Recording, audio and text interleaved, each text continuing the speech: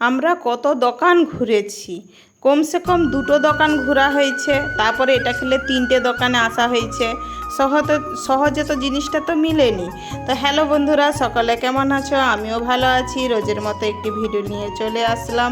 তো যে জিনিসটা ওখানে মিলেছে, এবার বাড়ি চলে এসেছি। বাড়ি এসে এইসব কাজকর্ম শুরু করে দিয়েছে। আর দেখতেই পাচ্ছ এরা সব মারপিট লেগে গেছে, একদম বরফের সঙ্গে মারপিট লেগে গেছে। আর হচ্ছে জামাই আর শালা ভাজে দুজনে মিলেই দেখতে পাচ্ছ বড় কাজে লেগে গেছে। এটা একটা সব থেকে বড় কাজ, আর এটা টেনশনের কাজ ছিল একদম। যেহেতু ফার্স্ট বার এই জিনিসটা এরকম কাজ করা হচ্ছে, তো সকলেই জানো যে আমার টিকিট হয়ে গিয়েছিল হুট করে। আমি আগে থেকে জানতাম নি যে আমার টিকিটের তারিখটা মানে সোমবার পড়েছে বলে। আর আমি টিকিট কাটা হয়ে আছে আমি জানি, কিন্তু কি জানো, আমি টিকিটের টাইমটা দেখিনি যে আমার তারিখ কবে। আমি ভুলভাল দেখে বসেছিলাম। তো যাই হোক, আমি তো আর ট্রেনে কোনোই ভিডিও বানানো হয়নি। আর সিধে এসে বাড়ি পৌঁছে গেলাম। আর এই যে বাড়িতে এসে দেখতেই পাচ্ছ, তো এটা বাড়িতে এসার কিছুদিন পরের ভিডিও, সাথে সাথে আর ভিডিও বানানো সেরকম হয়ে ওঠেনি। তো তোমরা তো সকলেই জানো যে সেই ঘরের অনেক কাজকর্ম শুরু হয়ে যায়, তো সেই জন্য আর সেরকম ভিডিও বানানোর সুযোগ হচ্ছে না। তো আমাকে যেহেতু ওই যে দেশ থেকে যে জিনিসটা আনা হয়েছিল সকলেই জানো ওতে কি আছে, তবু আমি বলে দিই। ওতে মাছ ছিল, যে আমরা দেশ থেকে এবারে মাছ এনেছিলাম। আর মানে কি বলবো, ফার্স্টবার ওটা আমারই ইচ্ছা ছিল যে আমি দেশ থেকে মাছ নিয়ে যাবো। আর সকলেই জানো যে আমার এখানে মাছ সেরকম পাওয়া যায়নি। মানে পাওয়া যায় কীরকম, সেই মাছ খেয়ে কোনো যেন লাভ নেই, একটু স্বাদ পাই না। আর আমাকে দেশের জিনিসটা খুব ভালো লাগে। তো সেই জন্য আমি দেশ থেকে মাছ আনার একটা মনের মধ্যে ইচ্ছা ছিল যে আমি এবারে কিছু আর আনা হোক আর নাই হোক, আমি মাছটা আনবই, এইটা আমার মনের মধ্যে ইচ্ছা ছিল। তো সেই ইচ্ছাটাও পূরণ করেছি। কিভাবে নিয়ে আসবো, কেমন করে নিয়ে আসবো, তো সেটা তো সবই দেখতে পেলে যে কিভাবে আনা হয়েছে। প্রচুর টেনশনের ব্যাপার ছিল, কারণ ট্রেনে আর এইসব জিনিস আনা মানে কি বলবো একদমও, যে ট্রেনে কখনো মাছ আনলে আবার এটা ছিল এসি রুম ছিল বলে আমরা বেঁচে গিয়েছি। নর্মাল রুম মানে ট্রেনে থাকলে তখন অনেক হয়তো গ্যাস গন্ধ করতো। তো সেরকম হিসাবে ওইটা থেকে জল গলেনি, একটু আদ্রু জল গলেছে, সেটাও আবার আমাদের নামার কিছুক্ষণ আগে। আর যেহেতু একটু তো রাস্তা নয়, 30 ঘন্টা 33 ঘন্টার রাস্তা, তো সেই 33 ঘন্টা একটা জিনিস এইভাবে পড়ে থাকলে, যেহেতু ভিতরে বরফ ছিল বলে আমরা বেঁচে গিয়েছি, তো কোনো ব্যাপার সেরকম সমস্যা হয়নি। এখানে দেখতে পাচ্ছি আমি রান্না চালুই করে দিয়েছি। আর মানে আমরা এসে একটু বাজার ঘাট করা সেরকম হয়নি, আগের থেকে এগুলো সব ছিল। আর আমার আদাটা দেখতেই পাচ্ছ শুকনো হয়ে গেছে। আর তোমরা কে কীরকম করে রান্না করো আমি তো জানিনি। আমি যেমন শঙ্কর মাছ রান্না করা হয় আমি সেই হিসাবেই রান্না করছি, কারণ শঙ্কর মাছ এত তো রান্না করে খাওয়া হয়নি, দেশ গেলে খাওয়া হয়। আর এখানে তো এইসব জিনিস পাওয়াই যায়নি, যে পাওয়া যাবে তো কি বলবো, পাওয়াই জানি। সেটা তোমরা প্রায় হয়তো আমার আগেও যে আমি ভিডিও বানাতাম দেখেছো যে মাছের কি পাওয়া যায়। তো পরেও আমি দেখাবো কখনো যদি মাছ বাজারে যাওয়া হয় কি কি মাছ পাওয়া যায়।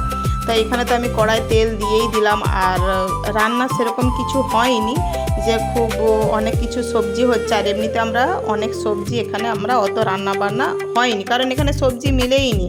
তুমি মাছ মাংস ডিম যদি খেয়ে থাকতে পারো আর ঘরে যদি তুমি সবজি চাষ করো তাহলে ঠিক আছে, নাহলে এইখানে আমরা যেই এরিয়াতে থাকি এখানে সবজি তুমি খুঁজেই পাবেনি। তো সেই জন্য এই যে আজকের রান্নাটা হয়েছিল সেরকম কিছু করিনি, আলু সিদ্ধ করতে দিচ্ছি, কারণ আলুটা হচ্ছে গিয়ে অনেক শক্ত, সেই জন্য কুকারে যদি সিটি মেরে নেওয়া হয় তাহলে একটু ভালো হবে। আর এদিকে তো আমার তেল হালকা হালকা গরমই হয়ে গেছে। আর একটা কথা বলে রাখি, তোমরা কেউ এইটা আবার কমেন্ট করে বলো নি দিদিভাই তোমার কড়াটা কেন এমন হয়ে আছে, কারণ এই কড়াতে অনেক দিন ধরে রান্না হচ্ছে। আর এই কড়াটা খুব পাতলা করার জন্য এই জন্য তাড়াতাড়ি গরম হয়ে যায়। তো সেই জন্য আমার কাছে আরও আছে কড়া, কিন্তু আমাকে এই কড়াতেই রান্না করতে খুব ভালো লাগে। সেই জন্য যেটা তাড়াতাড়ি রান্না হয়ে যাবে সেটাতে তো রান্না করতেই হবে। আর তোমরা আমাকে জানাবে তোমরা কে কেমন শঙ্কর মাছ রান্না করো, আমাকে অবশ্যই জানাবে। কিন্তু আমি যেমন পারি সেরকম করেই রান্না করছি। আর একটা কথা বলি, শঙ্কর মাছকে তোমরা হয়তো জানো নি, আর যারা রান্না করো জানো, ওটাকে আগে একটু নুন, হলুদ আর নেবু নিচুড়ে রেখে দিলে, একটু আদাকে থেঁতো করে মানে মাখিয়ে রেখে দিলে খুব ভালো হবে। তারপরে তুমি আধ ঘন্টা ওটাকে মাখিয়ে রেখে দেওয়ার পরে রান্না করো, মানে ভাজা করো। সেটা দেখবে যদি কাউকে গ্যাস গন্ধ ছেড়ে থাকে তো তাহলে আর ওই গন্ধ জিনিসটা পালিয়ে যায়। তো আমাকে তো কোনো মাছই কোনো গন্ধ করেই নি। আর কারণ আমি এমন একটি মানুষ, আমি সব কিছুই খাই, আমার কাছে কোনো গ্যাস গন্ধ এই মাছ খাবো নি ওই মাছ এইগুলো আমার কাছে কিছুই নয়। আমি কালো মাছ থেকে সাদা মাছ থেকে সব জিনিসটাই খাইনি বলে কোনো জিনিস নাই। তো আমার ভিতরে এই ঘেন্না বা এইসব খাওয়া দাওয়ার চক্কর কিছুই নাই, তো সেই জন্য আমার কোনো সমস্যা হয়নি। আর যাদের হয়তো অনেকে আছে খুব গন্ধ করে খায়নি, বা অনেকে আছে না কে কীরকম সেরকম তো বলা যাবে না। পর এই যে দেখতেই পাচ্ছ আমি তো রান্না বান্না তো স্টার্টিং করে দিয়েছি, যেহেতু কিছুই হবেই নি। ডাল আছে আর হচ্ছে যে ওই যে ভাত হচ্ছে, আলু সিদ্ধ আর এই মাছের তেল ঝাল হবে।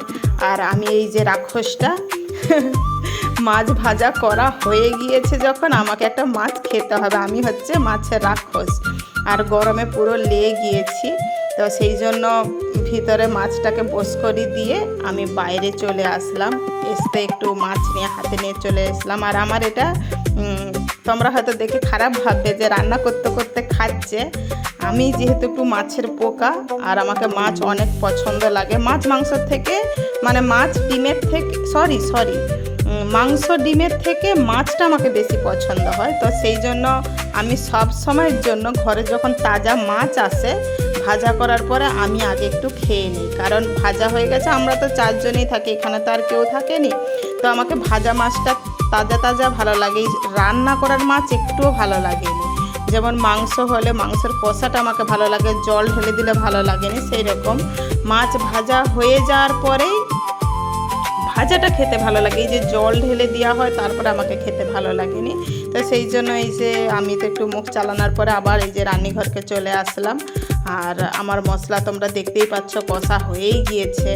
আর মাছের গল্পটা বলি, মাছে না জানো যে ট্রেনে যখন আনা হয়, যখন একটু আদ্রু জল গলছে, হয়তো ওখানে তো বাঙালি, আমরা যে ট্রেনে আসি বাঙালি প্রচুরই থাকে, তো সবাই বুঝতে পারছে যে দেশ থেকে আসা হচ্ছে, যে এরা মাছ আনছে। এবার কে মাছ আনছে কী ধারা কী করে জানবে? যখন উঠা হয়েছে যারা জানে তারা জানে, কিন্তু সব মানুষ তো জানেনি। তো এসির জন্য বলে আমরা বেঁচে গিয়েছি। লাস্টে আমি জিনিসটা ভালো করে বুঝতে পারছি, তোমাদের দাদাভাই বুঝতে পেরেছিল নাকি আমি জানিনি, পর আমি বুঝতে পারছি যে না, লাস্টে মাছের যে জলটা গড়ে চিকচিকাতে ভর্তি হয়ে গেছে না, সেটার একটা গন্ধ এসেছে।